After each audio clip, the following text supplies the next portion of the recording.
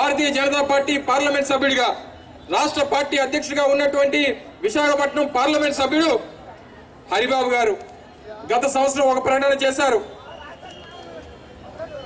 ఈరోజు ఆంధ్ర రాష్ట్రానికి railway zone వస్తే అది విశాఖపట్నం కేంద్రంగా రాకపోతే ఆంధ్రప్రదేశ్ గెలిచినట్టు విశాఖపట్నం ఓడినట్టు అనేటువంటి ప్రకటన చేశారు.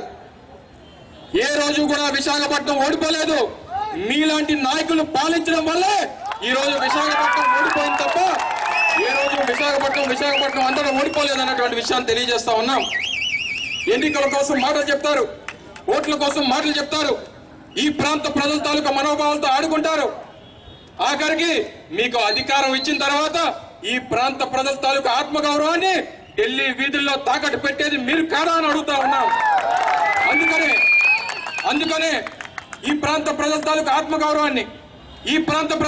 ఆత్మగౌరవాన్ని నిలబెట్టేందుకు వైఎస్ఆర్ కాంగ్రెస్ పార్టీ రాష్ట్ర అధ్యక్షులు జగన్మోహన్ రెడ్డి గారి ఆదేశాల మేరకు ఆయన ఇచ్చినటువంటి ఉద్యమ స్ఫూర్తితో ఆయన చూపించినటువంటి పోరాట బాటలో ఈ రోజు ఈ పాదయాత్రని అనకాపల్లి కేంద్రంగా ఇటు శారదా నది నుంచి అటు గోస్తని నది వరకు ఈ పాదయాత్రను తీసుకెళ్లాలని చెప్పి నిర్ణయం తీసుకోవడం జరిగింది.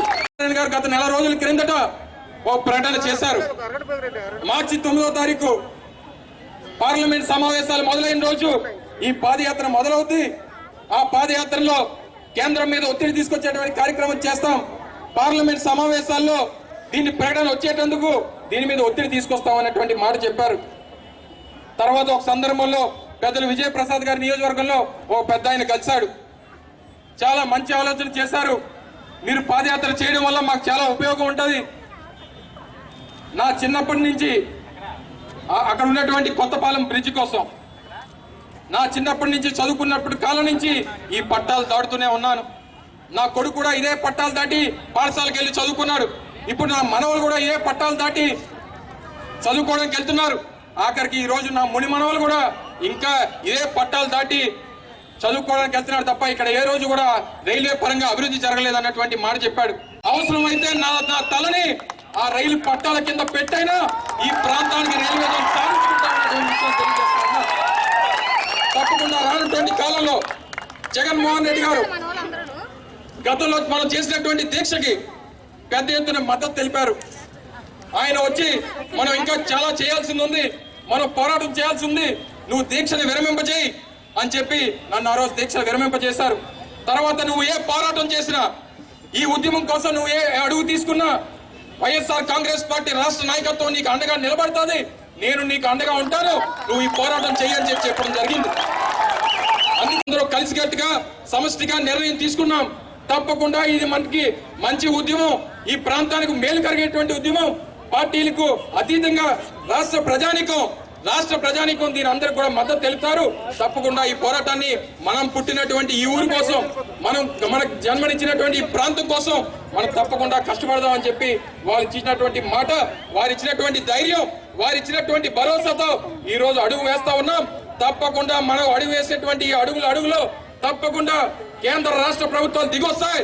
ఈ రాష్ట్ర ముఖ్యమంత్రి చంద్రబాబు నాయుడు తన స్వార్థ ప్రయోజనాల కోసం ఈ ప్రాంత ప్రజల తాలూకా మనోభావాల్ని అన్నింటినీ, ఆత్మగౌరవాన్ని అన్ని కూడా ఢిల్లీలో తాకట్టు పెట్టేశాడు. రేపు రానటువంటి కాలంలో 2019లో తప్పకుండా జగన్మోహన్ రెడ్డి గారు ముఖ్యమంత్రి అవడం ఖాయం.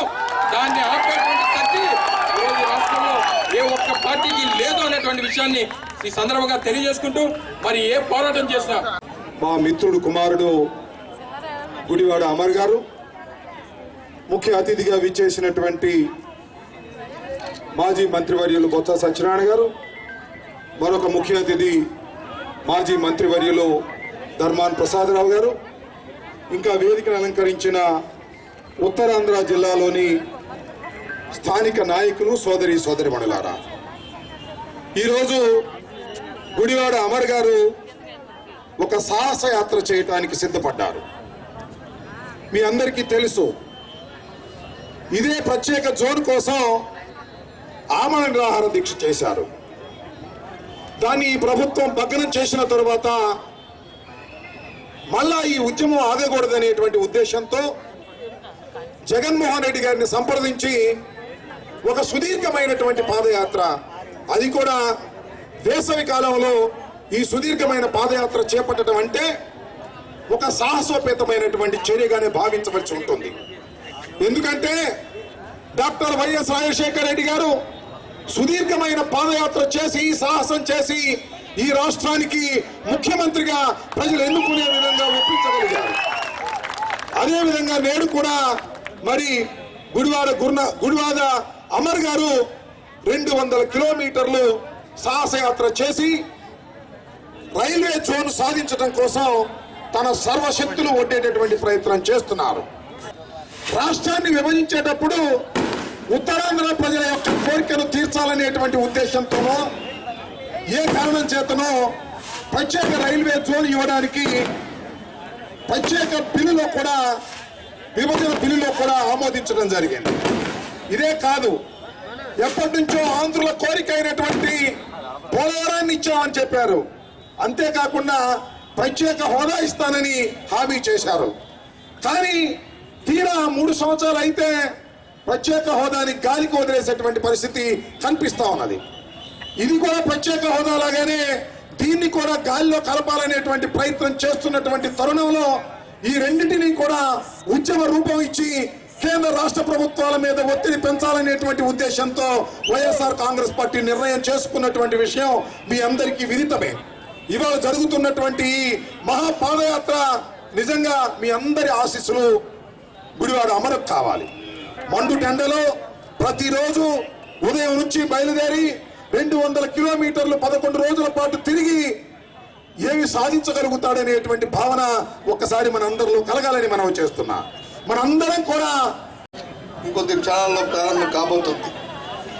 ఆ యాత్ర కోసం మరి వేదిక మీద ఉన్న పెద్దలందరూ కూడా దాంట్లో పాల్గొనాలని, ఇక్కడ వచ్చిన ఈ ప్రధానికి అంతా, ఈ వేలాది మంది ప్రధానికి అందరూ కూడా రైల్వే జోన్ సాధించుకోవాలని ఏదైతే కోరుతున్నామో దానికోసం స్వయాన వామపక్ష నేతలు కూడా వచ్చి సంఘీభావం తెలిపి ఈ ప్రాంత ఆశయానికి వారు పడుతున్న కృషికి కూడా ఆలోచన చేయాలి. రాష్ట్ర కేంద్ర ప్రభుత్వాలను ఆలోచన మనం చేస్తున్నాం.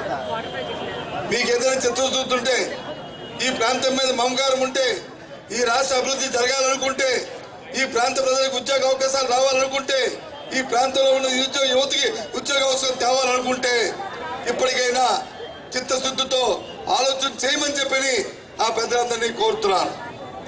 ఇవాళ మనకు తెలుసు, ఇదే సంవత్సరం కింద, గత సంవత్సరం కింద రైల్వే జోన్ కోసం ఈ జిల్లా, ఈ ప్రాంతంలో ఉన్న మరి అమర్నాథ్ ఆవాల మరి దినాధ్యక్ష ఉద్యమాలు పెద్దలు అందరూ కూడా అందులో పాల్గొని మాకు కావాలని కోరితే ఆ రోజు చెప్పారు తెలుగుదేశం కానీ బీజేపీ, భారతీయ జనతా పార్టీ నాయకులు ఇది రాజకీయ దురుద్దేశంతో, రాజకీయ కోణంలో ఈ కార్యక్రమం చేస్తున్నారు.